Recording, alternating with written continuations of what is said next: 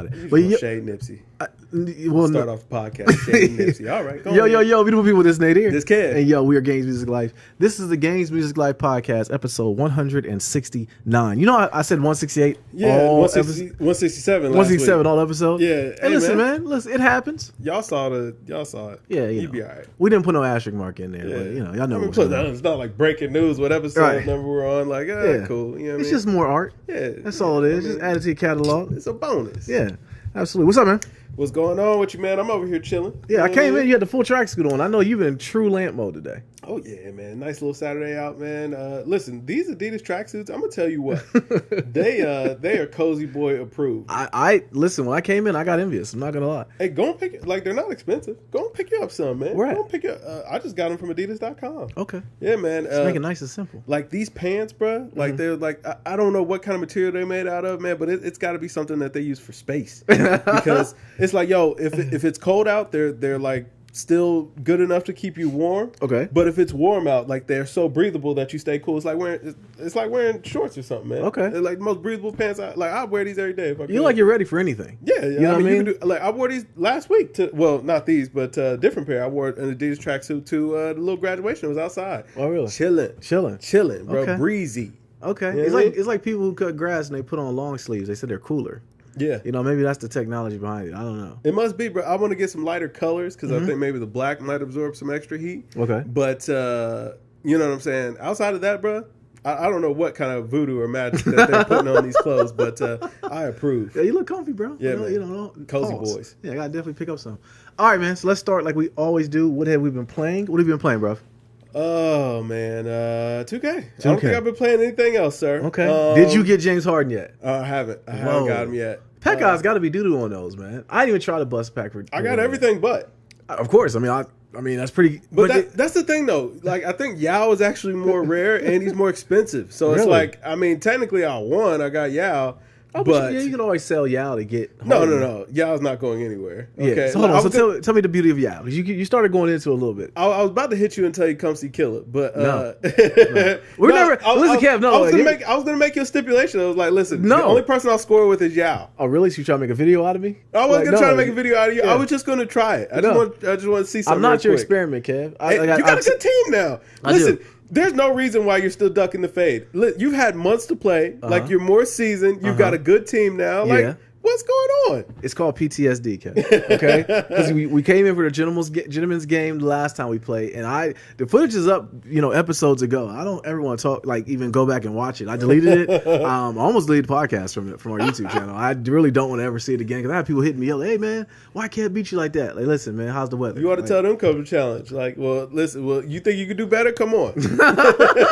Nah, I'm definitely not even sending them to the Wolves like that, man. So you did not get James Harden though. I did not pick up Harden. I'll buy him. I think I got like a $500,000 VC. I'm kind of torn on whether I'll wait the week and try to just keep trying to pack them as I purchase more VC. Okay. Because it is on sale right now. You know what I'm saying? Just an FYI. Oh, VC's on sale?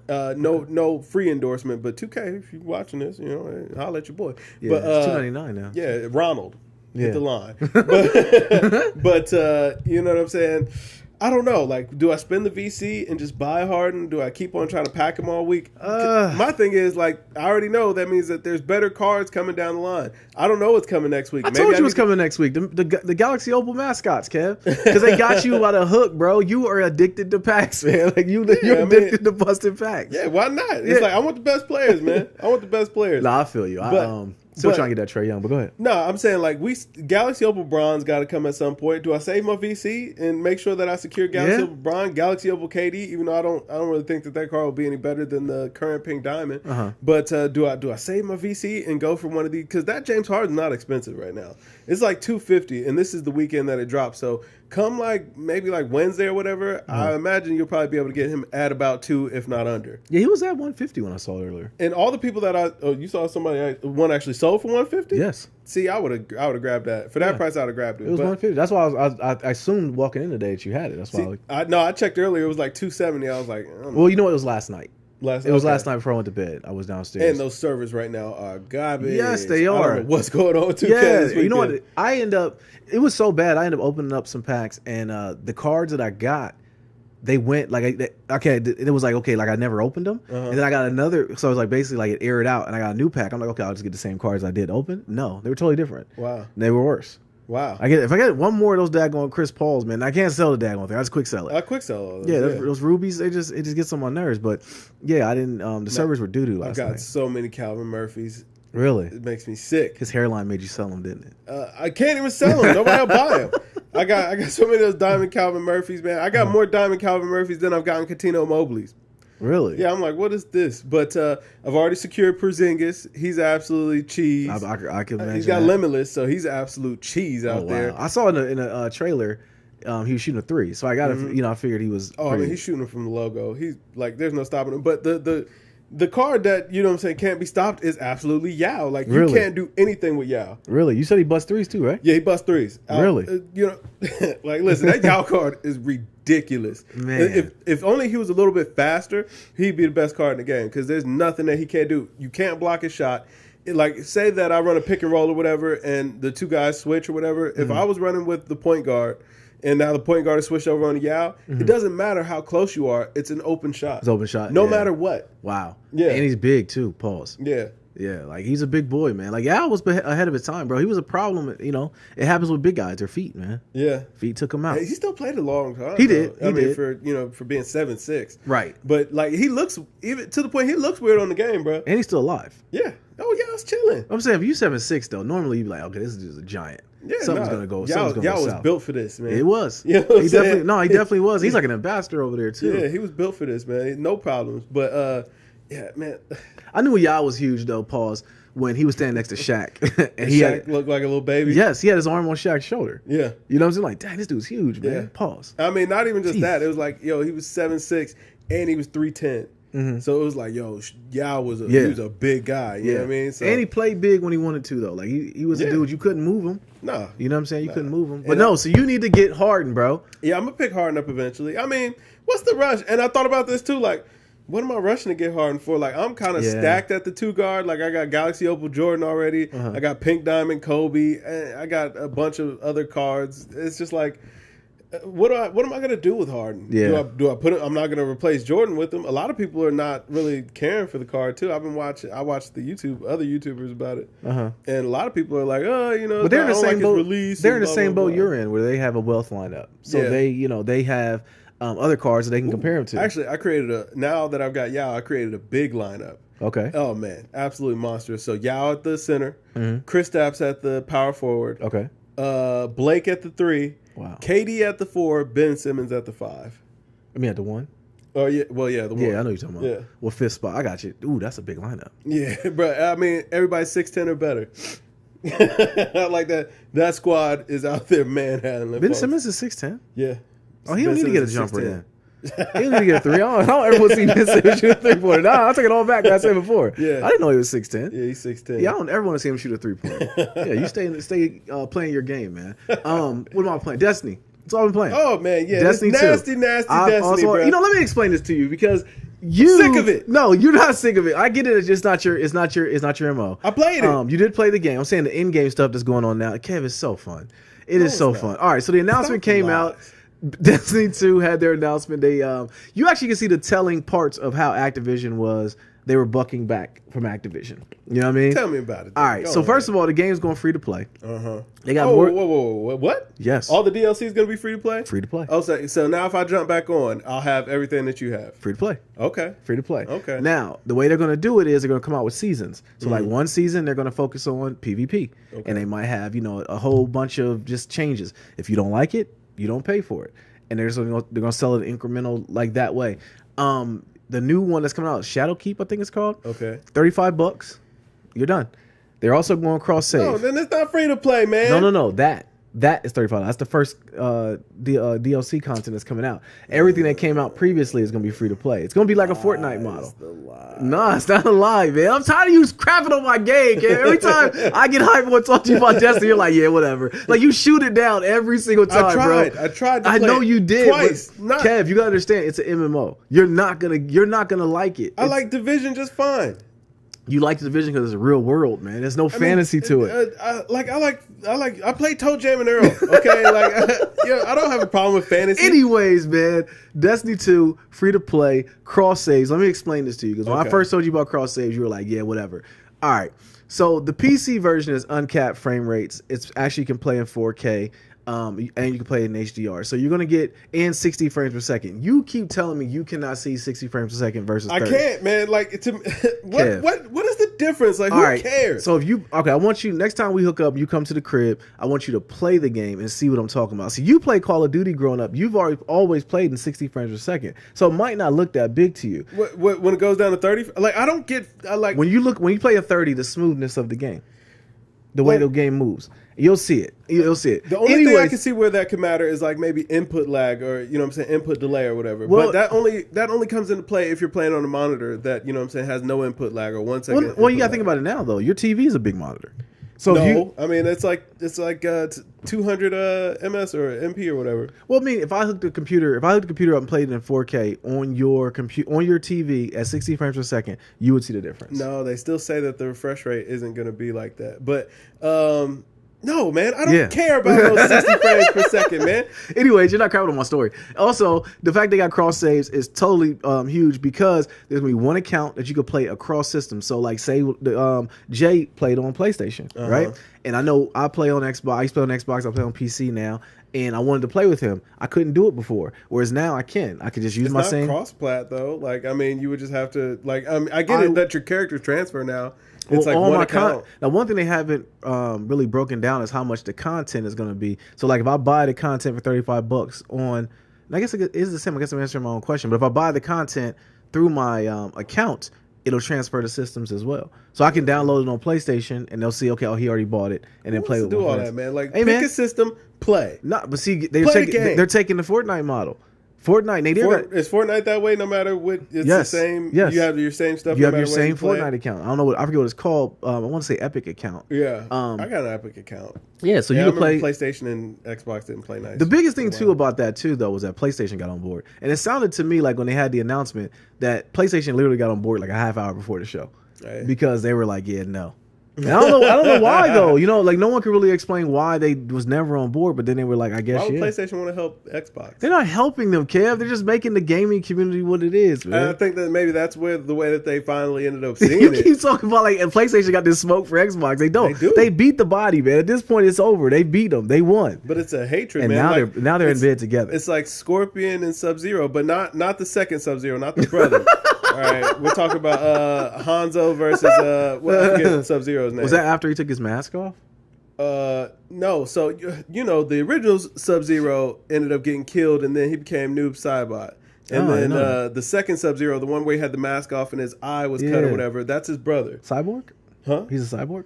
No. He was a human. But that's the original Sub-Zero's brother. He ended up becoming the leader of the Lin Kuei at that point after the original Sub-Zero died. Why do you know all this Mortal Kombat lore?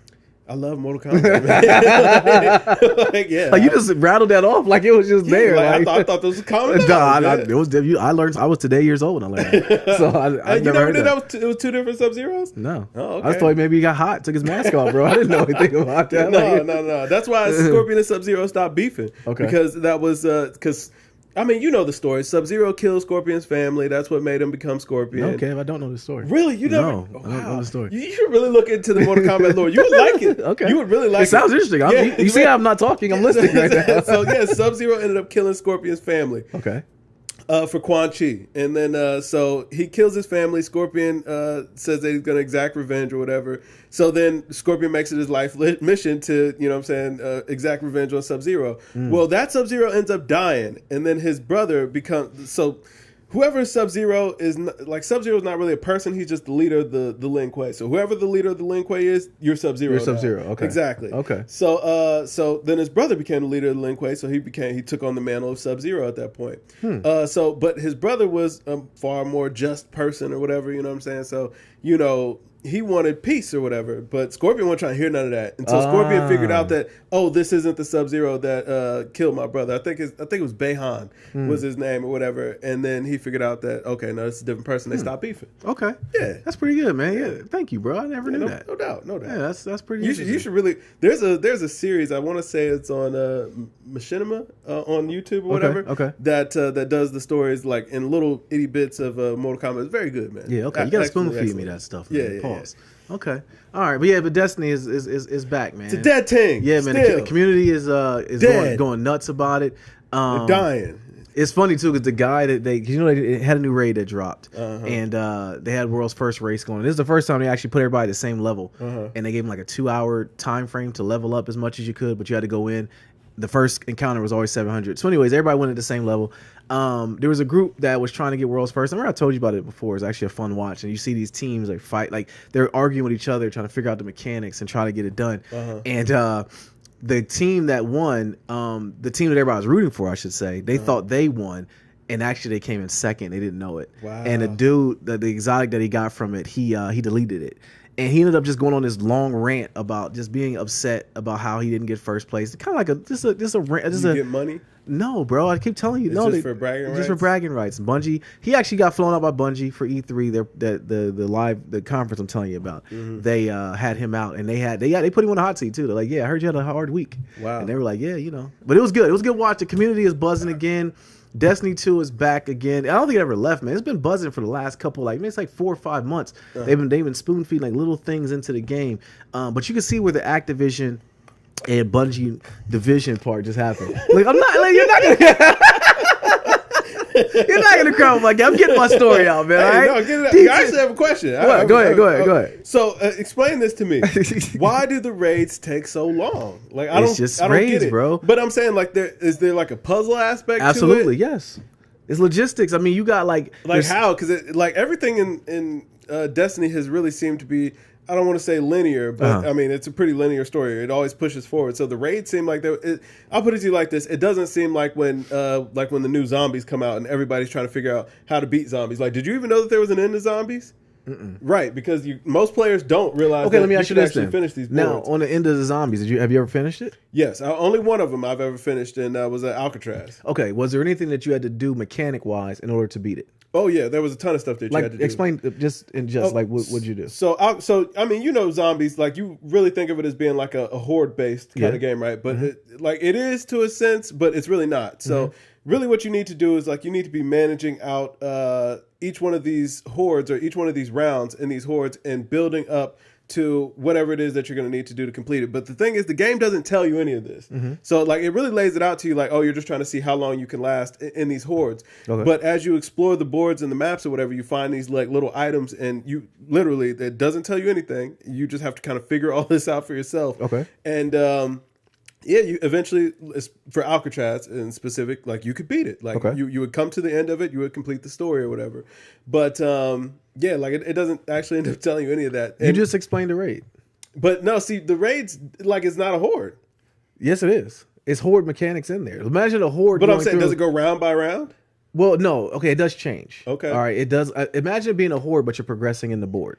Right. Okay, so you got waves of enemies coming that might not. But does it guide you to progress?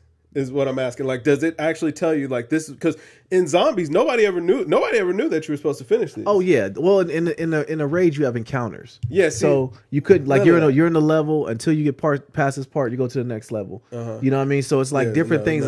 You might can't shoot that enemy over there, the boss, until you go do something, or somebody goes and does something else behind the scenes while these two guys have to man the horde, and if they die, well then I can't do my job. So it's logistics going through the whole time, and you got to figure all this out. Okay. So raids come basically this is turning into World of Warcraft shooter is what this is. Okay. Some raids in World of Warcraft can take like days, bro. And I'm not saying that they stay in there the entire time straight through. You get to a progression point and stop. Oh, you can stop. Oh yeah, you can stop. You get checkpoints and stop. Okay. And come back. No checkpoints in zombies. Yeah, no doubt. I think you die, it's over. Ain't no pause, ain't no none of that. Yeah. Okay. So but the way you kind of explain the way zombies worked, where like, okay, you had to man your resources. One person has to stand here and shoot. But no, I mean, yeah, sort of. But like, they didn't tell you any of this. They don't tell you nothing on raids. No, they don't map anything out. No, but that's what I'm saying. Like, to the point, you don't even know that was a part of the game. Like, you don't think that it's a part. I got you. You didn't think that was the purpose of the game. You thought it was just you thought it was like Gears of War hordes. Okay. Where it's like, okay, no, you're not really doing anything else. Okay, this is another, when I was telling you about Destiny spoon feeding stuff, like, it was like, Destiny would just throw in like different things into the game where like, okay, like you're conditioned to, do the same things over and over. So like you go through a strike mission, you're going through, and then one person in the community found out, like, hold on, where does this hallway go? And how can I open this door? Because the door looked like it was cracked open. They opened it up and it turned into an exotic quest just out the blue. They never told anybody. It was just like little stuff like that started happening. And this is kind of like the third or fourth time that they've done it. And it's like the community just goes nuts. And once you pull back a string on that sweater, it unravels a whole, other thing that you can do. Yeah. And that's one thing that Destiny started doing. And when I'm watching the live stream on them, you could tell that they are just like, first of all, they're rolling in money. Like that's so evident because they have creative freedom right now. And you can see kind of where, them and Activision was bucking back and forth. It's good to just see them going. I mean, Bungie was one of my favorite developers growing up because I loved Halo. I was a Halo fan. But just seeing them in this space now, and they just giving everybody the game free to play and then saying, okay, well, if you don't like this part, it's a la carte. You don't got to pay for it. You can just why would I ever pay for it? Well, this is the question. Basically, they're trying to get everybody who hasn't played Destiny to get back on, and then also because there are certain people that they'll make updates on it, and they'll be like, "I don't like that update." I'm like, "Okay, we understand that," because one thing about Destiny is split down the middle. You got PvP and then you got PvE. So and it's like you can't please both sides. They might give some updates for PvP, and all the PvE guys are like, man, whatever, I ain't gonna play that, Right. So I like what they're doing. It's like it's big news. I know you don't play Destiny 2 Maybe that I hard. will. Maybe I'll get back because I mean we played it. It was fun. We had fun, yeah. Even though you know what. I don't like gaming. I told you I'm throwing all my systems out anyway, so it's over. You and this Black Mirror, bro. Like I gotta watch this episode because you keep talking about it. Man. Go and watch it. Maybe I don't want to watch it. No, I mean no. You should watch it. I know. I don't want to say it was funny, but it was kind of funny. We'll check it out. Me and Toya actually ended up watching it later on, and like my mind was completely blown. She was just kind of like, all right. Like I mean, not that she was like surprised or whatever by what happened, but I'm like over here like, what? What is this? Yeah, I can't wait to watch. I'm watching the other 2 episodes tonight. That's one thing you do though. You do go layers deep. And sometimes I might. No, like it's nothing layers deep about it. Like just know this man Anthony Mackie. He's a true actor. Everybody keeps talking about it. That's the weird thing about it. People who don't even watch Black Mirror was telling me about it. Like because they know I'm a gamer. They know Striking Vipers. Yeah. Okay. All right. We'll check it out. Hold on. No, wait. Now I got another question. Go ahead. Come on. All right. So now Destiny's all back in full action or whatever. Yes. So now you're just gonna throw Division to the wayside. Well, no. What it is? No. Don't tell the lie. No. I'm not gonna tell the people the truth. No, I'm gonna tell people the truth. It's basically the raid group from Division. We were supposed to get on. There were some things going on with one of the guys in the group, and we just kind of there's no so what, man. You got a raid group. You got to have everybody together, bro. No, you don't, man. It's 6 of us. Get in and get it done. I say, you never raided, man. Some striking vipers out here, man. All right, man. We gotta get on so I can definitely just show you. With a raid, bro, it's a matter of if you don't do your job, I can't do mine. And we can't progress until we all. I mean, just throw a random in there, man. Nah, so you've been playing by yourself for so long, man. I swear you. Hey, listen. Huh? You watch Striking Vipers, maybe you understand. maybe you understand. I gotta watch this episode. Oh, you got to watch. I gotta watch. But besides Destiny 2, I did play a little bit of 2K, and that's it. Really, that's all I've been playing. Man. All right. Did you pick up any? Did you open the diamond in the pink diamond pack? I did. I got Pippin. I got Scottie Pippen. You got the pink diamond Pippen? Yeah. I thought you got that off the board. Nah. Okay, you got that out of the pack. What about the diamond? The diamond one. I didn't do that one. I don't think. I don't need a diamond. I mean, why not? It was like $2,500. I didn't think about it, bro. Is it still there? Yeah, I'll go get it. Because I was upset you could only buy one pack. I was getting a little greedy. Now I did get I got the pink diamond Michael Jordan off the board. Okay. And I got the diamond Patrick Ewing. I didn't want it. I'm telling you, the cards I don't want, I get. See, I've been getting all tokens off the board, and that's what I want. Yeah, but see, I wanted tokens, and I didn't get it. I was got tokens. Yeah, and I got the cards, man. Hey, man. And I got MT from. They got Pink Diamond Shaq on the board now. I didn't get that one. I wanted that one. Okay, that's one I want. I haven't dropped it yet because the server's been garbage. Yeah, I got. They worked okay the other day after I got back on. Okay. They're trash today again. Really? Yeah. I was on right before you came. I was trying to update my auctions, but I couldn't because servers were garbage. Really? Yeah. Sad. That's definitely a sad thing because latency is horrible. Man, it's all these budget to $3 players that are added onto the game now. Man. Everybody thought it was a price drop. Right. Everybody thought it was. Well, everybody thought it was error. Yeah. Price error. I meant. Yeah. Then PlayStation came out with it too. Like $2.99. I've been thinking about picking it up. I had $1 in my PlayStation wallet, and I'm like, should I go ahead and buy this? I'm like, no, I shouldn't. Why would you get this? This is stupid. Yeah. Why would you get it on there? You have so much progression done on. I mean, it's $2. So what? Go buy go get a Mountain Dew or something, man. What are you going? Will a Mountain Dew bring me joy the way 2K can? No. Nah, 2K grind is real. Empty calories. It is empty calories. But the 2K grind is real. But maybe that'll make it fun. Like I mean, starting all over at the end of the year. I know my pack odds will probably be hot. Really? Hot. Yeah, new players always get great. I mean, you remember you started the game and got Pink Diamond Magic Johnson that just came out. Sad, it's sad that Magic Johnson is so under. Like it's like 20K. I saw the other day. Yeah, man. That Too many good cards have come out. Yeah. There's Galaxy Opals in the game now. The Pink Diamonds ain't worth much anymore. There's a lot of Galaxy Opals. I'm telling you, the Galaxy Opal mascots are coming, bro. Even though I did sell that Pink Diamond KD, and I sold that for $200K. Did you? But hold on, why'd you sell it? I had it already. Oh, you got another? It was a duplicate. Yeah. Oh, you got it when I got the guarantee pack. Yeah, I got another KD. Wow. I was like, I already got this. Those are good odds because I wanted that card too. Yeah, it was all right. I wanted that card. I'm about to sell that Pink Diamond Jordan. It's gone. It is so gone. But speaking of latency, man, one thing that came out announcement: Google Stadia. I won't believe it till I see it in person. From what they're showing and everything that they're showing in their press conference, it looks like it could be. It could be. Now I wonder who it's for though. That's my only thing. Did you see it? I did see it. I felt like it would be a good option for kids. Like really? If I was a grandparent and I had like 6 to 8 year old grandkids that were coming over or whatever, that's a cheap option to let them go ahead and game. Okay. You know what I'm saying? It doesn't really take much installing or anything like that. Yeah. Just hand them a controller, they can turn to a channel on the TV. And from what I could tell, some of the games will be free, some of them you'll have to pay for. But it's just something that you can just go ahead and play. Yeah. You know what I'm saying? Yeah. And it's a pretty cheap investment. Yeah. So I thought that it would be good for that. Or, you know what I'm saying? Or, families that, well, I don't know. Yeah. It's a cool concept. It is. It is a cool concept. The only thing that strikes me is that everyone doesn't have great internet. Yeah. Some people do. I don't. My internet is 50 megabits per second. Like, hurry up and bring the fiber, man. But see, 50 meg supposedly will give you 4K gaming on Stadia. Hurry up and bring the fiber, man. Like, I'm looking for that gigabit already, man. I'm tired of playing with y'all ISPs. Yeah, once you get Come through. Yeah, I got the gigabit. Jesus, I know you do, man. Once you get the gigabit, why don't you? Yeah, nothing is like it, bro. But Stadia, man, I'm wondering about, they got the game shook right now. I know you don't realize it because, I don't know. Maybe they just got no titles really to matter right now. But they got everybody going their route. Everyone's going cloud now. Everybody's going cloud. Yeah, I mean, like, it's cool. If I don't have to do installs and it cuts down on load times, I'm here for it. Yeah. But, like, we know that this is not going to be good for a while. You know that, right? I don't know.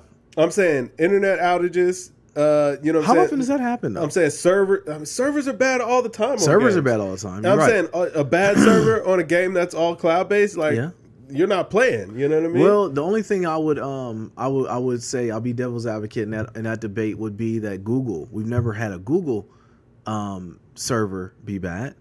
We never had it tested. We never had a Google gaming server. No, we haven't either. So. You're right. I'm just talking about like Google, like photos or anything like that. Gaming is a whole different war game. Like I won't say that I trust Google, but like I do know that they put out decent products. So, you know what I'm saying? They do their R&D. Yeah. You know what I mean? But they're not slick though. All the money is in data right now. Yeah. So they're just basically trying to get everybody to create accounts, have their email addresses, and then sell them to somebody else. Google's making money. They ain't got to sell them to nobody else. They don't. You're right. They'll just compile the data. Yeah, that's all they want. Google is Skynet, bro. Yeah. And the sooner you accept it, the better. Listen, I was just having this argument about AI and automation yesterday with my cousin, because like they're all convinced that AI and automation is going to ruin the world. No, and like it's going to be like the worst thing that happens. It's going to lead to like massive homelessness and all that stuff like that. Why? And that was kind of the question I was posing. I'm like, why? I'm like, you know what? Because I guess they're saying that it's going to put so many people out of jobs. I'm like, okay, for the jobs that it's going to eliminate, those jobs are menial and that they should be eliminated anyway. Like we don't need them. Like get rid of them or whatever. First of all the discussions that have already been coming up about universal income, it's like, or a living wage, if you will, like that already tells you that they are preparing, or what I'm saying, the higher ups are preparing for what's coming. Absolutely. And it's like, AI and automation, first of all, they're not like, they are going to get rid of some jobs, but they'll create jobs as well. And if nothing else, they give you more time to, not have to focus on some BS.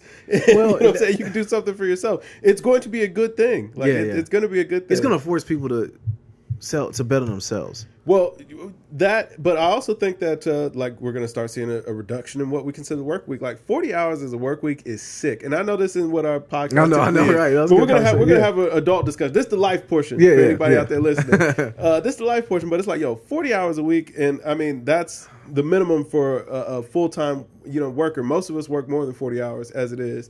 Like that's absolutely sick. Think about all the time that you have to spend away from your family, from your children, all that kind of stuff. Like you're in a fortunate situation, where your wife is able to be at home and you guys have that time with your children, or at least you guys get to be the biggest influence in the younger kids' lives. Yeah. But like, think about your older kids and all the time you had to take away from them. That went into why we decided to do it the second time around that way, so that way we could be there for them. Exactly. But you got to think about it. Me and you had this discussion before, though. A lot of jobs are paying you for your time. That's exactly it. They're not paying you to do the job. Very little. Oh, very much so. For what your time is actually worth. Yeah. They're paying you pennies on the hour or whatever. You can't. Time is the only luxury. This money stuff is made up. Oh, absolutely. That's a whole nother conversation. Yeah, it is. That's a darker, deeper. But what I'm saying is, with AI and automation, bro, like it's going to allow people to get away from that. Like it's going to basically reverse the effects of what the industrial age did. It reminds me of when the internet first came out and how everybody kind of like bucked at the system. Oh, they bucked at the system. Yeah. I had cousins who were just like, don't get on that internet. It's the devil. They really was just like, but it was like, it makes my life easy. Well, the thing was, like, no, this is the future. Absolutely. Like, you're messing up. You're going to get left behind. You're going to, right. If you know what I'm saying. There's nothing worse than seeing somebody got left behind. Oh, like seriously, like I don't have an email. Like what? What? Like how do you not have an email in 2019? Right. But to go back to the statement though, when it comes to automation is going to end up pushing. It's to the point now where Amazon, I'm going to use them as an example, knows what I like. Yeah. They know what I need. Like if I can search something one day and then forget about it, 2 days later I'm getting an ad about it. I'm like, oh yeah, I do need that. Right. I'm perfectly cool with that. I'm okay with that. Yeah, I'm people like I don't get like some people are just like I don't like that. I don't like my privacy. Like what are you being so private about? Exactly. But you don't have privacy. Oh no. 9/11 ruined privacy for everybody. Yeah. There is no privacy, man. But my thing is like, I mean, as long as my information is collected anonymously, like as long as you're not looking at a picture of me, you know what I'm saying, actually doing this stuff, I really don't care. Like if I'm a number on the board that's, you know what I'm saying, just the same as all the other numbers on the board, it's just that, hey, I know that this number on the board was talking about this, he might be interested in this. Yeah. I don't really care. Yeah. But back to my original point about AI and automation and why, first of all, don't fear it because it's coming. Oh, it's coming. Like it's here already. Right. It's coming. It's nothing here. is going to stop it. Nothing at all. It's going to keep ramping up. So at all. Get used to it and adjust. Yeah. But it's like, because my cousin was like, I was going to put so many people out of business and, people are going to be so homeless and blah, blah, blah, blah. I'm like, listen, that is counterproductive as to what automation is coming around for. Like, first of all, these businesses need you to have money in your pocket to buy their merchandise. Mm-hmm. If you can't buy it, there's no point in making it. If there's no point in making it, there's no point in it being around, okay? Well, it's how the free market works. So even if they have to give you the money and put it in your pocket themselves, they're going to make sure that you got some money, okay? But the thing about it is the people, the job, I say jobs, the companies, mom and pop shops who offer that authentic feel, so to speak. Yeah, they'll still be there. They'll always be there. Yeah, because I mean, and automation is good. Like I said, it's going to take away menial jobs. Yes. Or whatever. So that way you do have the opportunity to, search for, markets that you can fulfill yourself. I think that the age of employment is going away. I think that we are learning to, be more self-sufficient. I was watching a video earlier from Joe Rogan Experience, and a guy was on there explaining like how this is going to reverse the industrial age, because the industrial age is really what brought brought up the modern concept of employment or having jobs or whatever like that. And it's so deep ingrained in our psyche at this point. Like, you have to have a job, which in turn means that you need to have a boss or you need to have a company to be a part of. Whereas before that, you know what I'm saying, way back in the day, you think about when we were still hunter-gatherers and all that stuff like that. Yeah, you might have a community or a tribe or whatever, but each individual hunter was responsible for their hunting. And that was, for the good of the tribe. Yeah. But, once we got and also added that personal element, too. Yeah. That people element. Well, also, there was no hierarchy. It's like every hunter was, a hunter. There was no boss hunter and then the rest of them on down. Like, it was like everybody had an equal job. And that's what I think we're going to move back into. It's like, you'll have jobs and skills or whatever the case may be, and you'll work out freelance. Yeah. And it's like, and I mean, like I said, for most of these jobs that are going to be automated, they sucked. Yeah, they did. A lot of them, you would rather spend your time doing something else. Absolutely, man. That's what I told you. When thank God that I can walk away from what I'm doing right now, and I get to do walk away from it, and it's find what you want. Find what I want to do, bet on myself. Bring back the people element, so where I can, like you said, be around your family more. But no, I don't think automation is bad at any stretch of the mind. No, like they were saying the drones are dropping off packages. I'm like, man, I start clapping. Bring it. Yes, come to my door, Mr. Drone. First of all, it's safer for everybody that's on the road and everybody that's out there. Drone ain't trying to show up to your house and break in and kill you. Right. You know what I'm saying? It just want to drop off your package because that's what it's programmed to do. It probably knock on my door. It ain't gonna just throw it into the bushes. Right. It probably stand behind and make sure I get it. Right. And if somebody try to steal, he might snipe him.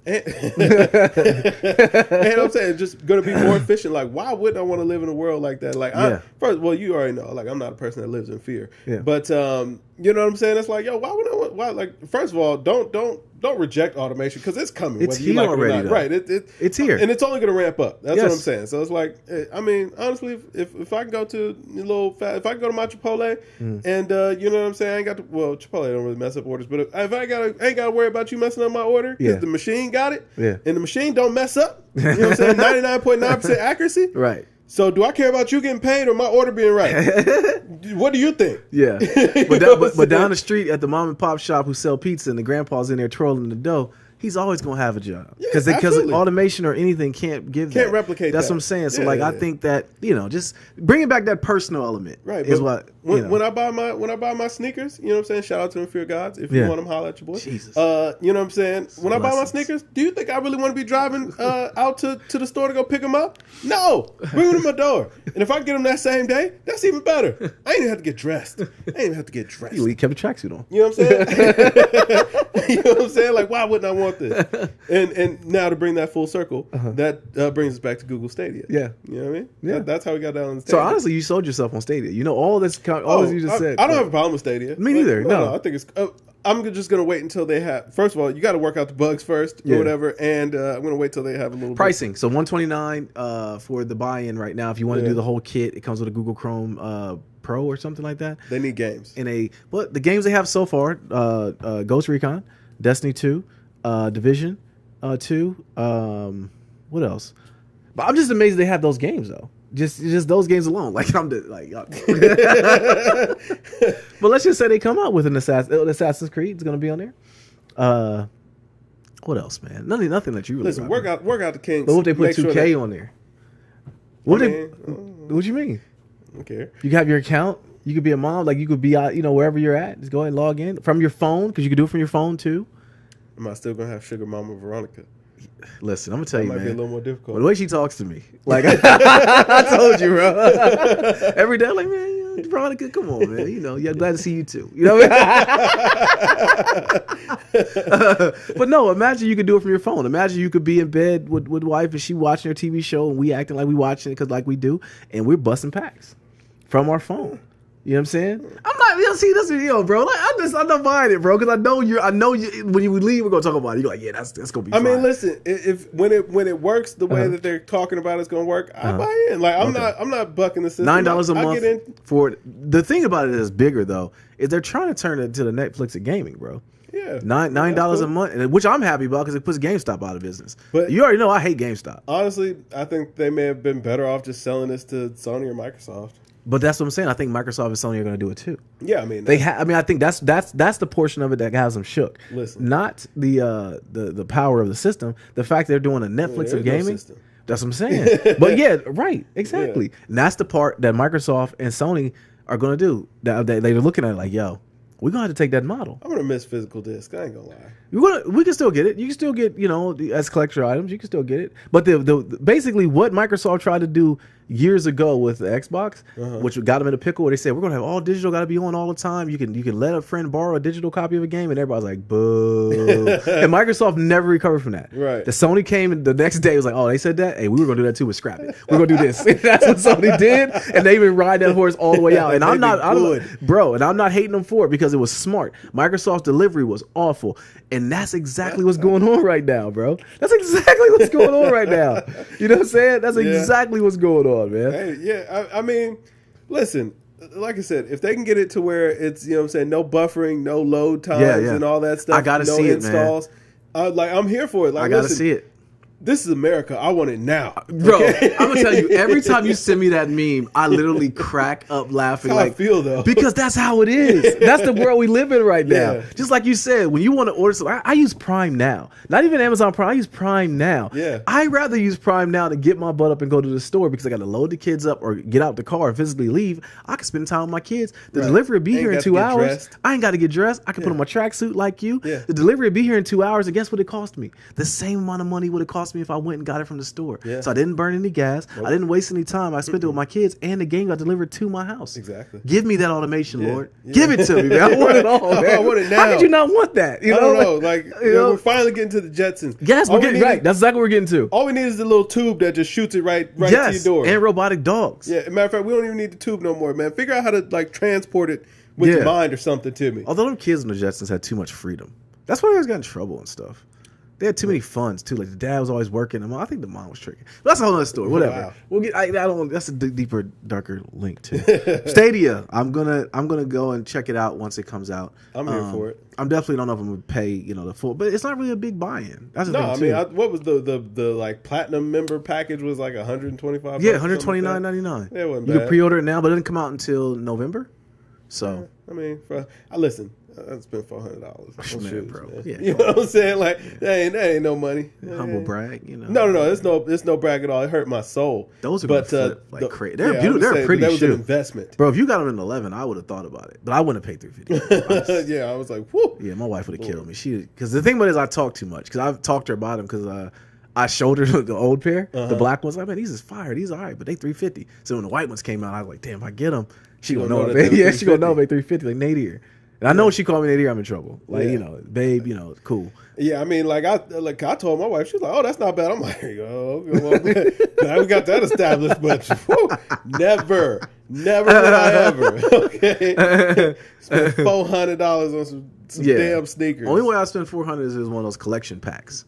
They came out. Defining Moments but pack that's come two. out. Like then I kind of justify that. That's two. Like that was $250 a piece. Which I don't understand why Defining Moments pack never came back out. DMP is supposed to come back out next year. Really? Yeah, you talking about the black and gold, white and gold? Yeah, they're supposed to come out next year. People are gonna die. I don't want that. Yeah, you don't want them. You don't want the Defining Moments pack. That was my first flip ever. I bought 2 of them and sold one, and then I kept one, and then sold the other one too. Somebody's offered me like $500 for the pack. It's yours. Right. Listen, I'm gonna monitor everything's for sale. Hey man, everything except my cheeks. All right, that's it. Gaming news. E3. Besides that, put a button on this. Microsoft's conference is tomorrow, so we'll see what they got in the tuck. Nothing. I'm not taking them Xbox slander today. We're partners now, bro. Sony and Microsoft are in bed together. Pause. So yeah, we're buddies, man. Ain't no more slander. Nah. You know what I mean? Sony extended that hand, Microsoft grabbed it and pulled themselves up, bro. One of these days I'm gonna come in there, I'm gonna rescue your PlayStation. you get so pissed every time you see it. Like one day you're gonna look on that stand, you're gonna see that little Apple TV sitting there instead. Hey man, what happened to my PlayStation? It shrunk. Yeah. Is what happened to it. It shrunk and they put an Apple on top of it. I had a conversation with him, bro, and I told him, like, listen, you're gonna get played sooner or later because, I got games to play. I got Spider-Man to play. You treating that PlayStation like Randy. You gonna look out for me, Carver? You gonna look out for me? That's how the PlayStation's out here looking at you now. He understands. We got a combo. All right, man. Let's see. Warriors. Okay, they're down 3-1. Yeah, Will Kevin Durant come back and keep the championship dreams alive? If he comes back at this point, can he do it? Yeah. Do you think he could? Kevin Durant's still hurt. I keep telling you, Kev, he's not gonna play. Kawhi's hurt. But Kawhi's playing through. If KD decides to play through it, he's like a hurt KD is still enough for the Warriors to get over the Raptors. Because I said this before the finals even started. The biggest X factor is that Golden State does not have anybody on that team that can match up with Kawhi. It's like, okay, Kyle Lowry, is he going to be better than Steph? Absolutely not. Mm-hmm. Can he match up? You know what I'm saying? At least a little bit with Steph. Yes, he can. Uh-huh. And then with Clay, you can actually let Kawhi go ahead and play down on Clay. Now Clay's not a factor anymore because Kawhi's down on him. And then he ended up getting hurt. And then the Warriors, we didn't really know what Boogie was ever going to be. Pascal Siakam had been playing great. Marc Gasol had been playing great. Iguodala, for all intents and purposes, was playing pretty good. Hey, look, Iguodala might blow 2 hammies next game. Brother, he been throwing up the airest of balls. But you know why? They're playing him too much. Yeah, they're playing him way too much. He's out here like his fatigue, my sisters call it, his fatigue meter is like 0, bro. When it starts the game, he's 0. He's 43 years old. Exactly. I don't want to run around and do all that, bro. Like, what do you mean I'm playing 30 minutes a game? Like, I didn't sign up for this. I thought this was gonna be it. That's because they didn't have an answer for Kawhi being on the floor. It's like, there was nobody there that could match up with Kawhi. Yeah. But you put Kevin Durant on that floor, even if he's hurt, he draws enough attention on the floor, or he can at least be enough of a matchup nightmare that now Steph can get off, Clay can get off the way that they need to, and Iggy can actually be effective coming off the bench. Off the bench, right? He's playing way too many minutes. Yeah. I don't know if I told you Kevin Durant's not coming back, and the more it keeps going, I do think that he is going to play. Mm-hmm. I don't know if he's coming back and he'll be the same Kevin Durant that left. He's been off for a month now, Kev. I mean 9 games, but a month though. Yeah, it's only 9 games, but it's been a month. A little calf strain, man. Like, but I'm saying though, bro, if I'm KD, I want to be out there. Yeah, no lie, I want to be out there. I want to play. But the thing that gets me though, we haven't heard any reports of him practicing with the team. We haven't heard anything other than him doing a couple shoot-around drills. It hasn't been anything like when they say he's taking full contact, he's practicing with the team, then I'm like, okay, cool, he's going to come back at some point. The fact they haven't said anything like that, I don't think he's going to come back. That's why I said it from the beginning. I think he'll be back on Monday, man. You think so? I'm just playing devil advocate. They need him. But, I think he comes back on Monday. Because it's like, listen, if KD comes back and the Warriors win, oh, that's it. First of all, now he's the GOAT. Yeah. No discussion about it. Uh-huh. And you know what I'm saying? All the chatter about KD joining Golden State or whatever and him teaming up or whatever is completely dead. Because it's like, that's the only way. Like, honestly, seriously, if he was to come back and win this, right? Which I'm hoping for, by the way. I'm hoping for that. I want everything to be turned upside down. Then that will solidify him. I will give a complete, take my asterisks away from the first 2 titles that he teamed up, you know and then I'm like, okay, he's amazing. He did it. Right? Like, he gets Galaxy Opals. Like, you know what? You know how the meme was that the Warriors didn't need KD, they needed him not to be on OKC. Yeah. No. Then it just changed. Then it was like, well, KD didn't need the Warriors, but he just needed the Warriors not to have him. But the thing too about this whole thing that we don't take a lot of consideration to is that Kawhi Leonard's a robot, bro. When one man tried to dap him with Powell, first of all, he explained that. What did he explain? Explain it to me. Okay, so he thought that Norman Powell was trying to start the pregame huddle. But the team had started walking, so he was just saying, "Let's do it up here." Because if he kept talking to him, it was pretty funny. Because bro, it looked like he was about to give him a dap, and it was like he just changed his mind. Nah, it looked like me, like your nephew or your kids or somebody will come up to you and try to say something to you. You're like, take it up there. And they're like, because he went to go for the fist pump, and Kawhi hit him with the finger point, like, man, get out my face. And that's what I thought. No, it's like when your kids want to give you a kiss, but they got the snotty nose. You're like. You gotta do it. You gotta do it, bro. No, that's when they get the forehead kisses. Like, no, there you go. There you go. Or when they come up and ask what some of your drink. I've adopted this in my story. Like, I don't have a problem with drinking after my kids, but because they do have the snotty nose, they want to get a drink from my cup and they leave floaties. I would tell them. Drink now. No, but I would tell them I don't drink after people. Like, I've always said that to my kids. If they ever watch this podcast, they're gonna laugh. But I always say I don't drink after people, so I'll pour you some, or you can have some towards the end because I won't have to drink it again. But it all started from when little Nadir was little, and he had the snotty nose, and he wanted to drink. He took a drink of my drink, and I saw the slobber draw, and that was now his drink. Yeah, it was like, no, that's yours. That's yours. That's yours, bro. See, if I was you and they asked me for my drink, I'd be like, okay, 1 second. I'm going to go ahead and drink the rest of what I want out of this. That's what I do. And this last little bit, that's all you. All you. Rock out. Yeah, you know what I'm saying? Ball do out. your thing. Or I'll go to the extent of if it's something new, because if all 3 of them want something, I'll let them all get a swig from it, and I'll go get a whole new one. Yeah. I won't even know. I don't drink after my kids. Yeah, so that's why. Yeah, floaties and snot. Yeah, but that's how I thought Kawhi was playing him. I thought maybe Mans had a booger in his hand or something like that, or he just wiped his butt or something like that. He was like, Nah, yo, that was player. one of the funniest things. When you sent it to me, bro, I laughed. I sniggered for like 30 solid minutes. I shared it with everybody I knew. Like, you know, I started that when you sent it to me, branched off to like all kinds of conversations with other people that I hadn't spoke to in a while. You know, I had to send it to them. Like I had to share that, man. Yeah. But no, this series, do you think it's over? If KD don't come back, yeah, Golden State's finished. Yeah. Because, I mean, the game where it was just Steph or whatever, Steph played a heck of a game. He did. He proved that he can't just be the guy alone. Man, knows what LeBron feels like.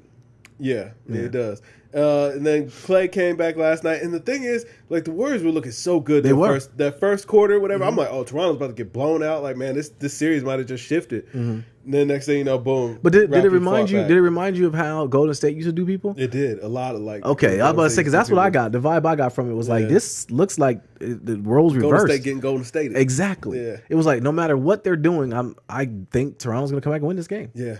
You know, and they handled them too. And my thing is, it's like, yo, how? Because it's not like Kawhi's not out there playing Superman ball. He's not. Or nothing like that. But it just seems like every night somebody else comes up big. Pascal Siakam has a good game. Lowry has a good game. Your boy Serge Ibaka has a good game. At this point now, man, it's like Toronto has that confidence. Yeah. And they see that they can do it. They see that they can do it. I wonder about it as I'm watching it. Like, is this just a bad matchup too? Yeah. You know, like it is a bad matchup because KD ain't on the floor. Exactly. KD's not on the floor. And I don't think you just put him back in the game, he's gonna go back to being, you know, Pink Diamond Kevin Durant. Listen, I think if Kevin Durant didn't jump, he could still get buckets.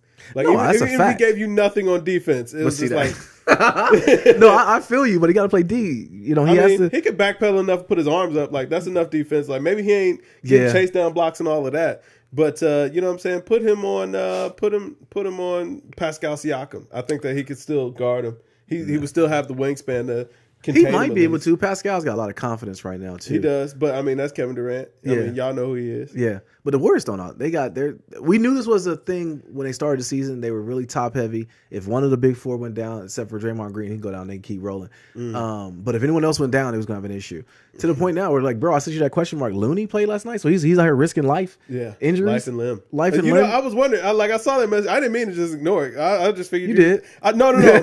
I thought you were actually having a conversation with somebody else, and you just actually because it was like it just said Looney. I was like, I'm usually very descriptive with my conversations, but no, it was basically me saying like Looney's out here because I woke up. Actually, it just like I woke up and I was watching the game and I was like, let me ask Kevin. It's like Looney with a question mark. No, it was last night. It was like 11. Was it? Yeah, it was. Yeah, I just remember seeing it. I was like, Looney. Yeah. What about Looney? I'm like, no, bro must be talking to somebody else. All right, my bad. That's cool. No. Yeah. That's funny though. But no, I wonder about this series. I don't want to say it's over because Drake went ahead and celebrated already. So this could all go turned upside down. Yeah. You know, the Drake factor is still very, very clear, very evident. He's been tippy-toeing this though. He has. You know what I'm saying? He has been. Yeah, I appreciate it. He has been. Will he be at the game Monday? Oh yeah, got to. You think so? Yeah. Even if he doesn't go inside, you know what I'm saying? Maybe he just stays outside. If he stays outside, that's cool. Yeah. Stays out in Jurassic Park, just because like the thing about it is he does seem like he has a very, very, very passionate fan base. You know, I think it's fake, but you know, whatever. Yeah. And those fours that he put out were trash. I'm gonna tell you that. The Raptor fours, bro, that signature was so small. Well, my thing is, like, they came out last year. Y'all wasn't doing all this. All right, it took a whole they did sell out last year. I'll give them that, but it was like, it took all day. Like they sat for the whole day. They did. Even though you forgot they even came out last year. I know, bro. When you told me, I was like, they did. You were like, they've already released. Really? But see, I didn't even see the signature. I thought it was something bigger than what it was. Like maybe the Raptor logo. So they do put the Raptor logo. That'd be tight. Yeah. But that little signature, bro. Was like, signature on the top. I can make that. Yeah, I can do that. I mean, Raptors in 5, bro. Oh wow. Raptors, it's over. This thing is over. But if the Warriors do lose, is KD staying? Got to, because now he's proved his point. Draymond, you was talking ish. Ooh. And you know what I'm saying? I gave you a chance. Is this KD getting his get back? He might be, man. You notice how he always be in the hallway dapping him up now after the losses. Yeah. Oh, man, it's all right. It's all right. I'll be back soon. Yeah. Coming back game 5. Making sure to give Draymond the extra, you know what I'm saying? Bring it in for the hug. Yeah. Like, yeah, you said you could do it without me, big dog. Go on, do it. Go on, do it now, big dog. Yeah. Yeah, so you just winning before me and he went after me, huh? Right, There you go. It's all yours. You got it, champ. Yeah. You know what I'm saying? You got a big man.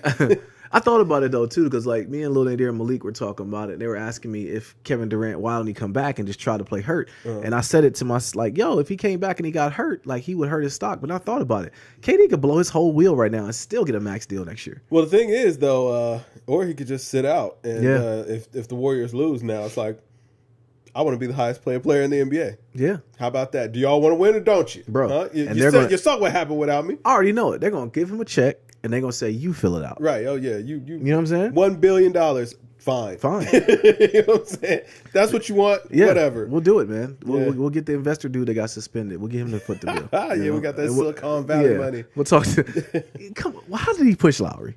Like, that made no sense, the way he pushed him like that. Yeah. Because he wasn't even in the play. Like, he didn't even get bumped. My thing is, like, come on, you got to know better than that. Yeah. Like, why are you pushing anybody? You were just a fan at the game to enjoy the game. Sit your ass down and enjoy the game, all right, man? Like, what are you doing? Yeah.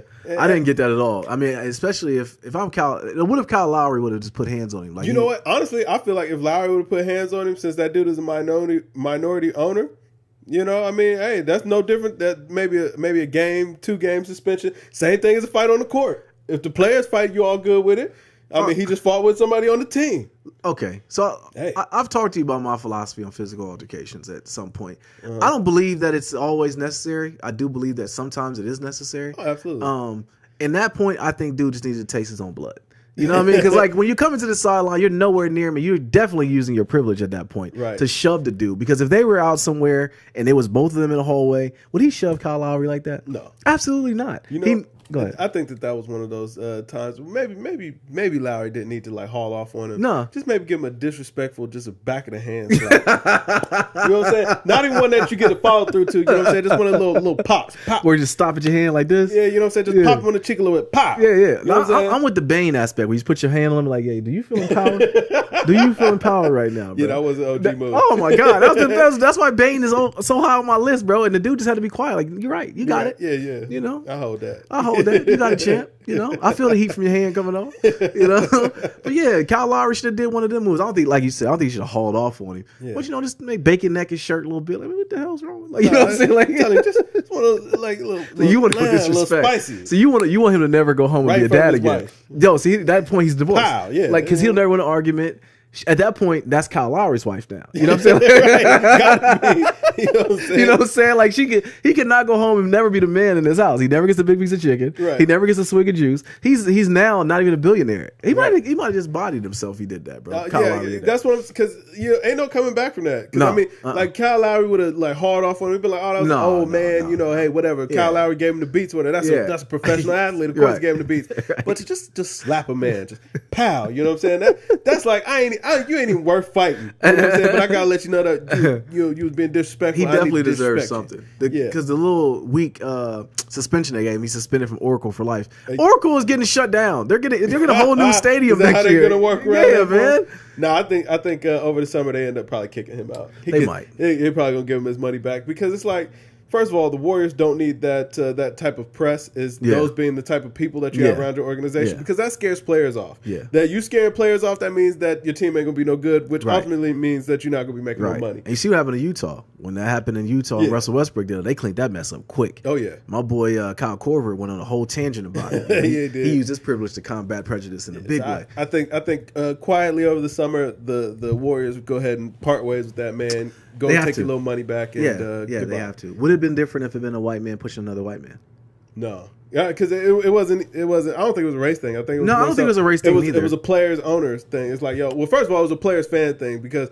I mean, I know some people feel differently, but Malice in the Palace was completely justified in my eyes. Absolutely. You know what I'm saying? Absolutely. Even though those fans, I just watched that documentary too. Well, me too. Yeah, did you? Yeah, good. It was good, man. But those fans, like, after dude threw the beer and then he knew he was dead wrong. Well, once the players ran up in the stands, like those fans look like antelope when the line comes around. On, you know what I'm saying? They were when Jermaine O'Neal did the sliding punch, like that gets very underrated. Yeah. Like that was a sliding punch, man. They didn't really come for a fight. No. They were like, oh wait, no. I thought you couldn't do anything. It's like, wrong. You know what I'm saying? Yeah. Now, that one fan, when they were walking out, he squared up with Artest, though. Yeah. Now, that dude was crazy. For real. Yeah, you squared up with Ron Artest? Nah. You gonna get one of these bullets, Artest. Stack out there. Shout out to my boy Stack. No doubt. You know no Getting doubt. it done in the field. Yeah, for sure. All right, on the flip side of this, so if the Raptors win, if they do win, I'm sorry, should Kawhi stay? Kawhi got to stay. If they win a chip, Kawhi got to sign a 10-year deal with the Raptors. He won't sign a 10-year because if he signs the rumor is he's going to try to sign a short deal, like a 1 year and an player option. Nah. Because if he does, that money's going to look a lot different. Oh, okay. So, for cap purposes. Yes. Okay. Yeah, and for his purposes. Yeah. So Uncle, what's the uncle's name? Uncle Dennis. Uncle Dennis is definitely looking at the numbers. He's probably right now on a rotary calculator right now with the pull down boy, and it makes a little sound.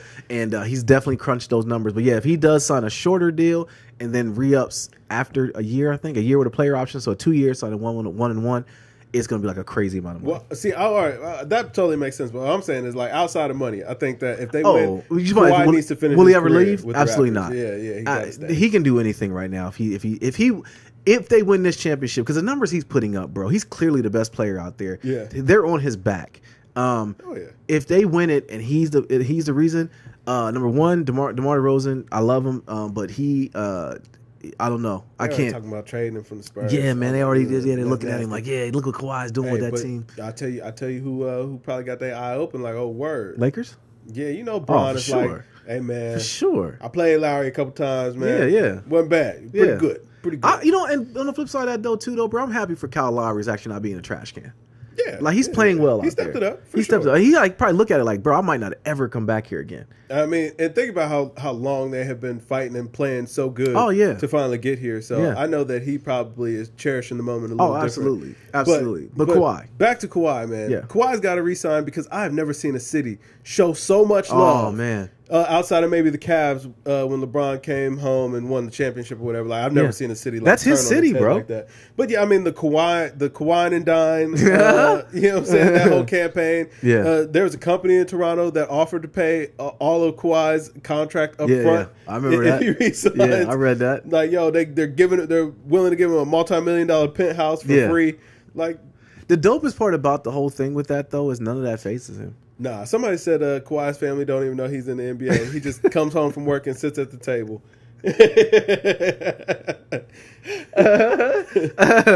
I can believe that, bro. Like, if that story was real, I would not be shocked. Yeah. You know, like, he is just, I can't say he's emotionless. He's just, I don't know what he is. Like, I've never seen anything like that. Like, the way he is, man. Chilling. Like, word. Exactly. And the thing about it is, I don't think it's off. I just don't think he cares. Like, you know what I'm saying? He's a fun guy. He left Jordan for New Balance. Okay. I keep thinking about that. Like, he's a fun guy. You know what I'm saying? Yeah. But you know what I really found weird? I found out in an interview recently that I think Kawhi is married and has a kid. What? Yeah. You would never guess that, right? Oh no, I never would have thought that. I'm tripping right now. I know he's got a kid, and I think he's got a wife. He's married? I think he's married. The NBA got a problem on their hands. Why? Because he's a robot. Like, I don't ever see him get tired. He's probably hurt right now. Oh, he's hurt. And like, bro, that's scary, man. Like, all he really cares about is hoop. Yeah. You know what I'm saying? Like, he probably doesn't like going home. Like, no, I remember seeing a picture of him when he was still in San Antonio. He was walking through the mall still had his uniform on. Yeah, I remember that. Yeah, he had to. Yeah. It was like he just left practice. It was like, I got to run to the mall. Like, yo, you don't know you're Kawhi Leonard, bro. He didn't care. He didn't care. That's the thing about it. Like, he does. Like, that's what was so tripped out when he hit the game winner against Philly. He showed emotion. Yeah. And we were like, damn, Kawhi, you know, he showed emotion. Like, to that point, that video I sent you of him laughing. Like, it's so funny. Like, any little thing that we get about Kawhi, like, yo, it's like turning into like the biggest thing in the world. Because maybe that was his master plan all along. He was like, if I don't give them anything, then even the tiniest morsel will be a big deal. Because, like, man, a board man gets paid. Funniest thing I've ever heard. I don't know why. Like, it's so insignificant. But, like, just thinking of Kawhi, you know what I'm saying, grabbing the rebound saying, board man gets paid. The fact that he's doing it in the games. Like, he doesn't trash talk. Like, he just tells you about himself, like, board man get paid. Could you imagine that? Like, that's just funny to me. Yeah, it was like, yo, or buckets. You know what I'm saying?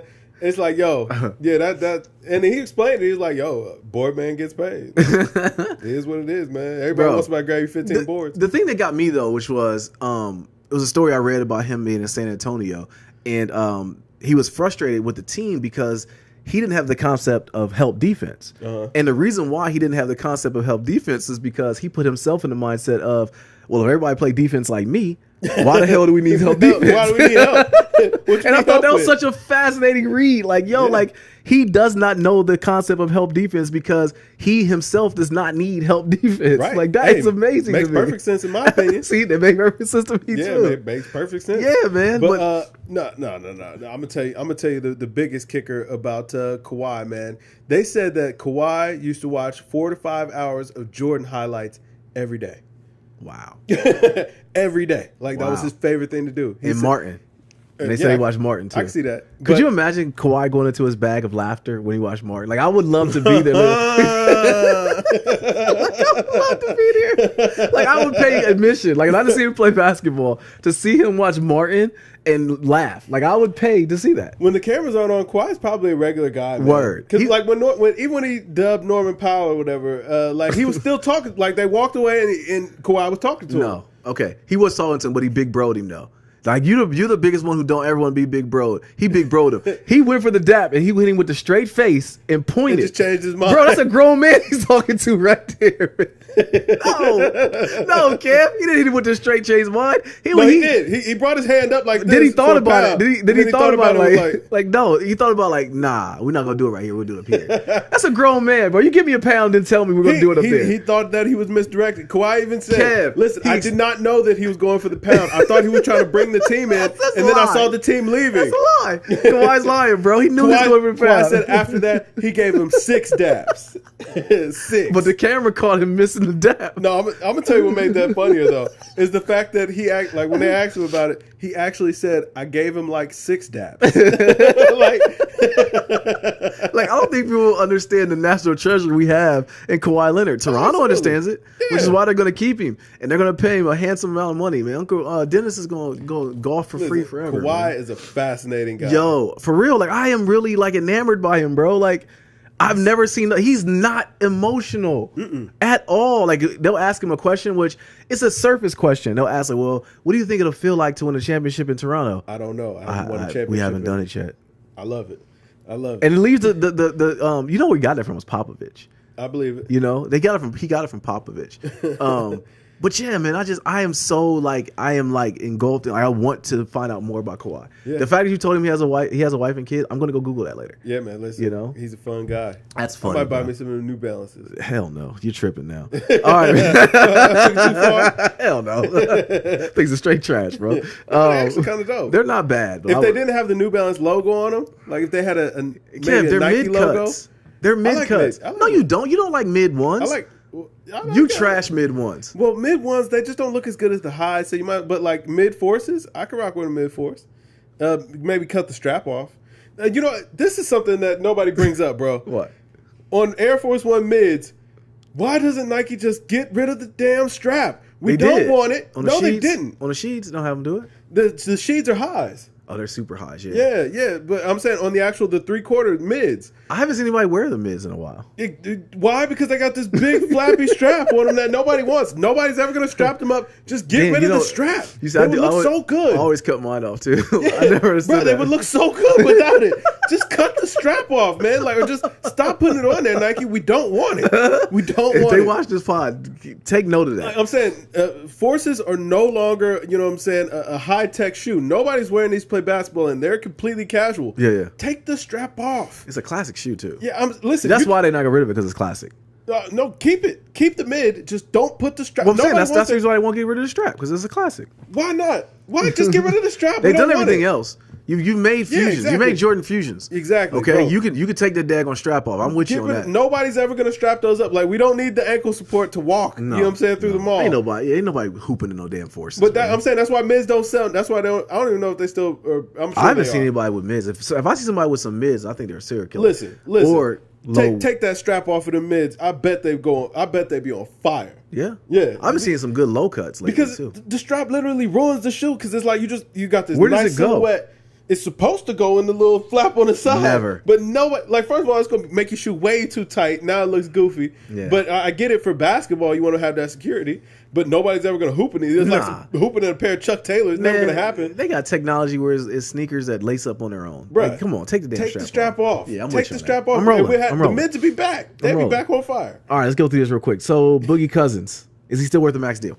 No, absolutely not. He's a trash can. Next question. Look, yeah, we'll go next question. What happened to him though?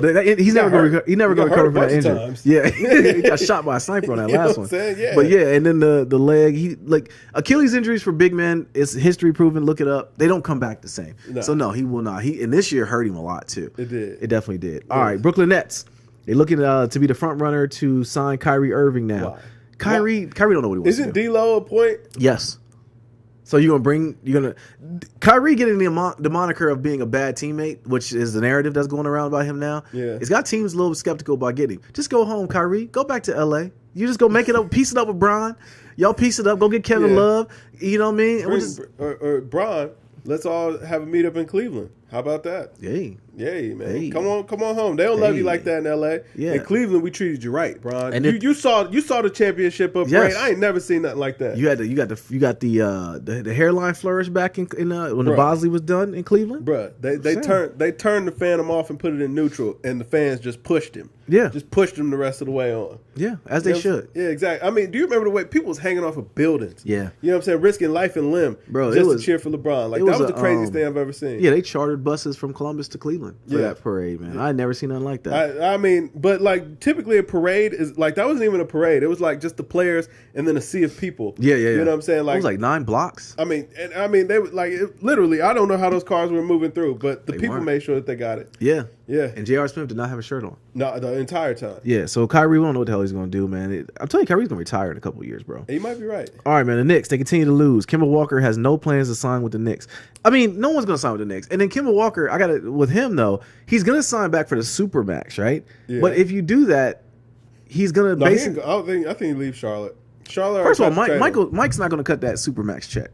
I don't think Michael Jordan's going to ever cut that Supermax check. He might as well. I mean, listen, but if he does, he's Jordan already. Brand is doing good. It is. Share some of that money around, Mike. F them kids. I'm saying you got to spend it in the NBA, or you pay the penalty. He like, no, nobody go get more money than me. Nah, he's not gonna do it. But I mean, even from a if you are a business savvy person, right?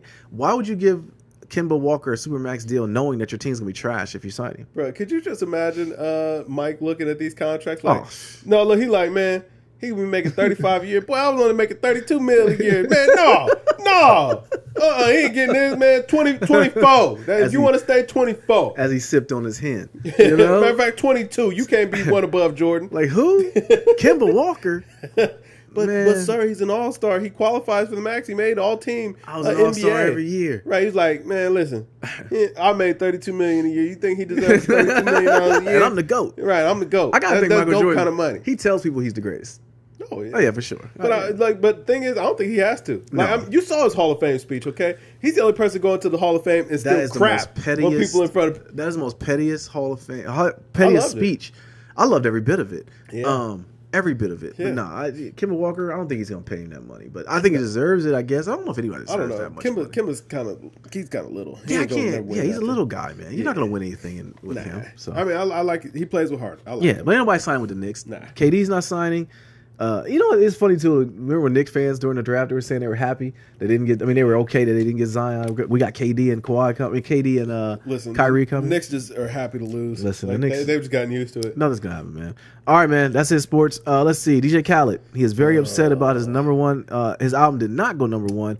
Throws a fit label at the label office and disses Tyler the Creator. Yeah, man. So we saw this video, and when I first seen it, I'm like, first of all, why? Yeah. Secondly, DJ Khaled, like, bro, he said that, okay, I don't make the music that you don't, you got to figure out. It's such a disrespectful comment. Yeah. Your surface music, and go watch our DJ Khaled review. You already know how I feel about his album and compilation mix CD. Just shut up, dude. Like, why is he bitter though? You know, my whole, first of all, my thing is like, yo, why are you ungrateful for the number 2 album? In the country. I mean, it was when him and Tyler both dropped, it was a difference of, I want to say, maybe like 20, 30,000 copies or units or whatever, which I mean is a significant amount, but it's not like not like you did 100 and he did 400,000. Like he just blew you out the water. It was pretty comparable. Right. And beyond that, it's like, yo, you had the number 2 biggest album in the country that week for doing. Explain to me what it was that you were doing.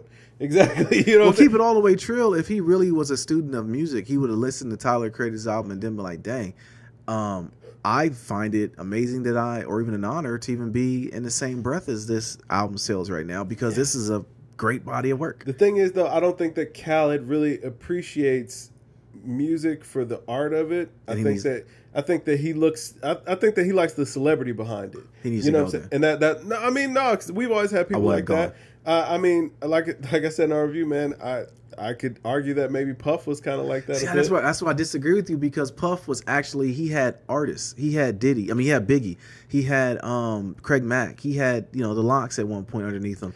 And his influence was over them. See, Khaled could have had that. He had Ace Hood. He had some other people like that. And remember the earlier Khaled albums, he would always feature that artist as being the first one to rap on there. Yeah. And then it was then he started getting into the We the Best and started just basically getting about Ace Hood, man. Hey, man, Ace Hood was all right, bro. I mean, Puff had Big. No, I'm just saying. No, I'm not saying the comparison. I'm not saying the comparison. I'm just saying they both had acts that they curated. That's all I'm saying. I get that part, but I'm saying, like, I don't know that Puffy has a real, you know what, I don't want to slander Puff like that, but I don't know that he has a real passion for the actual artist. He did at one point. I don't know that he had a passion for the music though, Kev.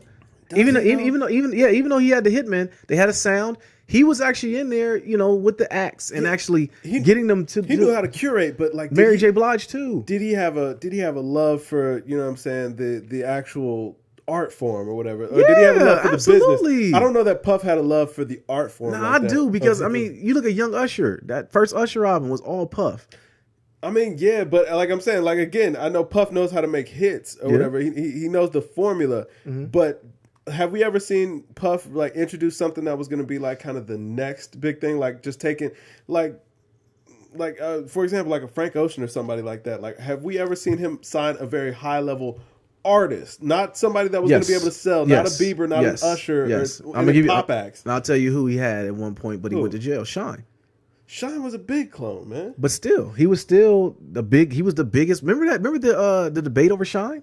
Remember before Russell was Russell Simmons? Before Russell Simmons went and had those troubles, he went overseas. He was a big A&R at Def Jam, right?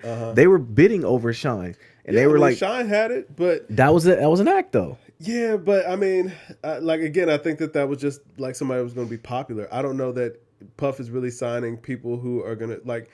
He tried. I don't think that Puff would sign the Roots or nothing like that. No, like maybe a group that won't make a lot of money, but that will have a huge impact. You know what I'm saying, in the world of music. Like just the music on its own head will be absolutely fantastic. It's too many examples that Puff has given us with that though. Like remember the Last Train to Paris? That group he formed and they had an album. It wasn't bad, but the fact that he took the Danny the Kane girls. It was two of them, and it was somebody else. It was them two and him and somebody else. Maybe it was just them two and him. But that was Puffy's own music. Like it was, but I'm saying though, that was him listening to the music and trying to put his vibe on it. I don't even care if it didn't make it. What has Khaled done any type of vibe-ish way besides? Yeah, but that's what I'm saying too. Like I don't think that Khaled cares about the artistic and that's why I want him gone. Music. That's why I want Khaled gone. I mean, I don't really care because it's like, we always gonna need songs that play on the radio. We need music that plays to the, what I'm saying, the lowest common denominator. Like we need music that can just fill a party or whatever, that everybody wants to hear, whatever. It's just mindless music. Yeah. People can bob their heads to. Yeah, I'm okay with that, and I agree wholeheartedly with you about that statement. But I'm just saying, what does DJ Khaled do other than just getting people together, having those relationships? Oh, nothing. That's what I'm saying. That's why I can't compare him to Puff. Well, okay, yeah, Puff made songs, I guess, but like, I mean, did he really? Like, here we go. So I'm just saying, we might need to have a homie court about this again. About Puff? Just about you're comparing Puffy to DJ Khaled, man. I mean, I had to walk back my slander on Kanye by calling him DJ Khaled in 2018. No, but yeah, see, because I'm saying Kanye actually has talent, and absolutely, Kanye has a lot of respect for the music, like, absolutely. So above Puff. Money. So does Puffy. I don't know that Puff has a respect for the music above money. Puff wants to put out music that makes money, and I totally get that. Totally get that. But I don't think that he has, a high level of respect. Like, I'll put it to you like this: if Puff could get away with Milli Vanilli, you know what I'm saying, and make a ton of money while he did it, I don't put it above him. I'm not gonna let this Puff slander go on. I'm saying I just can't. You would put that above. You would put the artistic integrity over. You know what I'm saying, the business side of the music for Puff. I don't think that Puff's artistic integrity goes that far, man. And that's a good question. Like I'm saying, and Puff is a good dude. Like I mean, like what he's done for hip hop, man, it's been amazing. The way that he was able to push and propel the genre in front of the masses. Mm-hmm. But as far as, you know what I'm saying, putting out, you know, the best artistic product and stuff like that, I don't know that Puff is really that guy. But he was doing it at one point, I'll give him some credit. I mean, he was on that Blood Orange album. But he was doing it at one point though. Where? With who? I'm saying during the Bad Boy run.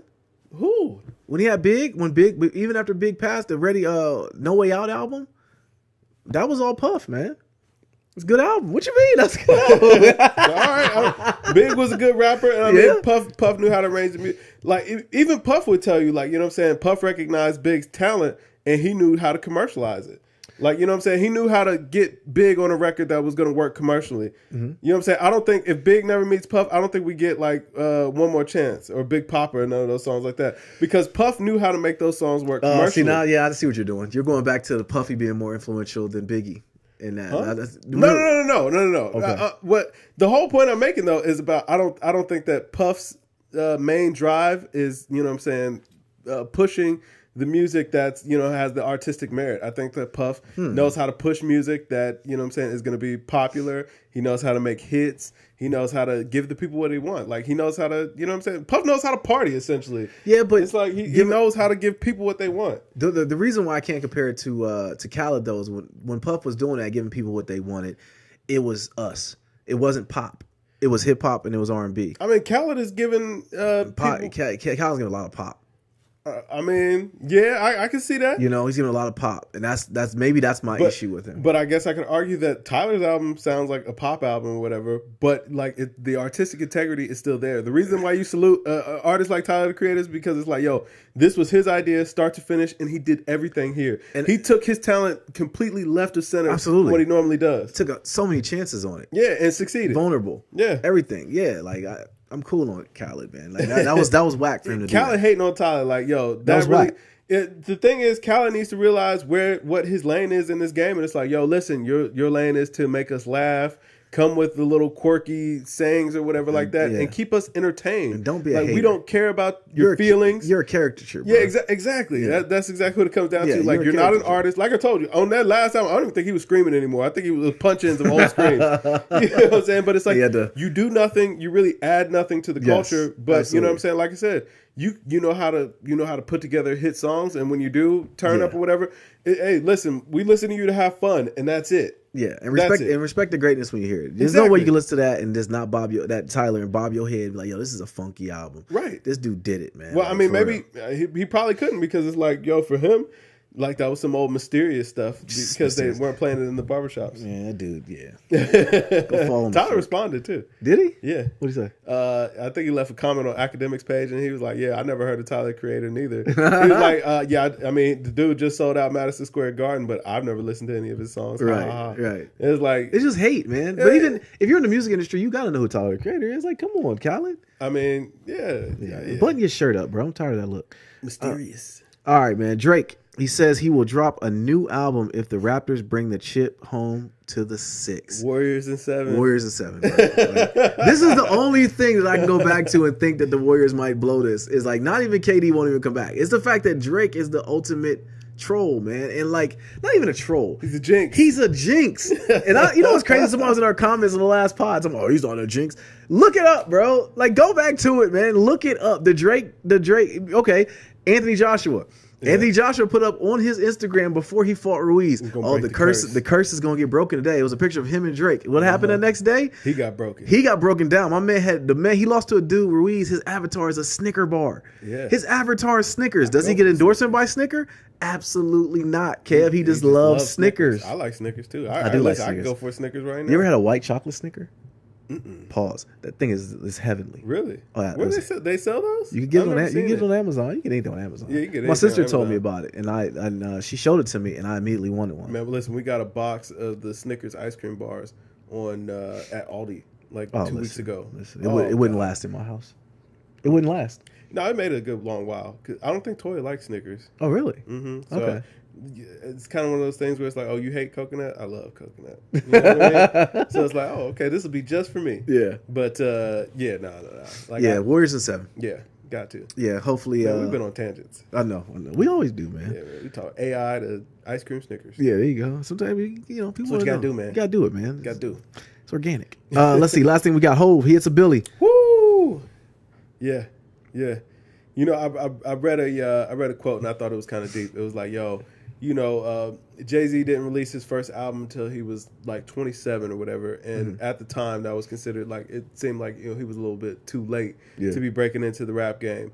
And now at 49, he's the youngest black billionaire of all time. Crazy. Like, always chase your dreams. It's That's like, crazy. yo, that's dope. That is dope. That is dope. But what I found amazing from it, he made a lot of money in everything but music. Music, he didn't really make a lot of money. To me, that shoots to the greatness of how good he is. Yeah. Like, he never really made a ton of money on music. It was just, like, he always said it, too. He told us from jump, I'm not a rapper, I'm a hustler. Yeah. Just so happens I know how to rap. But he's an artist. Yeah, definitely an artiste, man. Shout out to him. That's very dope. But I did have a question about it when I thought about it. Is when Reasonable Doubt came out, were you a fan immediately? Well, when Reasonable Doubt came out, I was 9, so no. No. Yeah, okay. I was a little kid. I got you. It wasn't until years later that I actually discovered it. Actually, no, what's weird, though, is Reasonable Doubt actually came out on my birthday. Really? Yeah. It came out in 99, right? 96. 96, yeah. Okay, so I was 14. Yeah, so. Yeah. And my uncle actually ended up having the cassette. My uncle was up on, what's up, Uncle D? He was up on it early. Really? He was up on it early. As a matter of fact, he gave my mom, I think one of the press, like, tapes or whatever, like early. Like, really? She got some old Hove. I wasn't on it. I wasn't. When I had got Reasonable Doubt when it first came out, I thought of him as Biggie's homeboy. And I thought, literally, I was like, okay, this is okay at best, and I didn't really care for it. And then once the second album came out, I was like, yo, this dude's all right. And then I went back and listened to it again, and like, I appreciate it. It's brilliant. Oh yeah. Yeah. Like, see, yeah, when I got into it once I was older, because I think I got into Hove around Volume 2. Okay. Around Hard Knock Life or whatever, because I was a little older and, you know, just breaking into my own. Right. You know what I mean? So when I listened to it, I was like, okay, yeah, this is fire. And I went back and heard Reasonable Doubt. I was like, oh man, this dude is the greatest. Yeah. He's so dope. Yeah. But what tripped me out about that album always was that it was like there was a solid 10 years where I could listen to that album where it was like, yo, I'm still picking. I could probably still listen to it and still pick up on something. Oh, for sure. New. It's one song that I'll put on every now and then, and like my kids know it now to this day. They probably can recite it word for word. But Imaginary Players. Oh yeah, Imaginary Players fire. I will play that, and I will always run into somebody like when I'm playing it. I'll have somebody in the car or something. It's a lot of my playlists. I'm like, man, I never heard this Jay-Z song. Wow. I can't believe how that one went under the radar for some people. Man, I never understood how Regrets goes under the radar for so many people. Yeah, it's like, yo, he murdered that. Like, that's when I knew Jay had a real gift for storytelling too. Rhymes. And he doesn't do it very often, but when he does, like, yo, he gets in his bag with it. What was the one he on with Cedric the Entertainer? Threats. I'm Threats. That story was crazy. What was that, Black Album, I think? Yeah. I mean, Hove's got so many gems in the catalog. I mean, when I think about, like, I Know, like, that was, like, the double entendre, and I Know was so crazy. Yeah. Meet the Parents, like, yo, he was, like, Jay got so many underappreciated tracks. You Must Love Me. Yeah. Oh, man. Oh, God. Shoot. Song Cry. Yeah. I mean, like, that one was deep. You know, like, I don't know who this girl is, but she had to do Jay like that. You know, and like Sans, like 2 tracks. Volume 1 was actually a fantastic album. Once you take Sunshine and that, take I know Sunshine, what girls like. Take that. Take those 2 songs off, and the rest of the album is bumping. Yeah, absolutely. But I mean, those songs were god awful. Yeah, they were. Like that. I Know What Girls Like. Yeah, listen, that might be part of the reason I don't believe in Puff. Okay.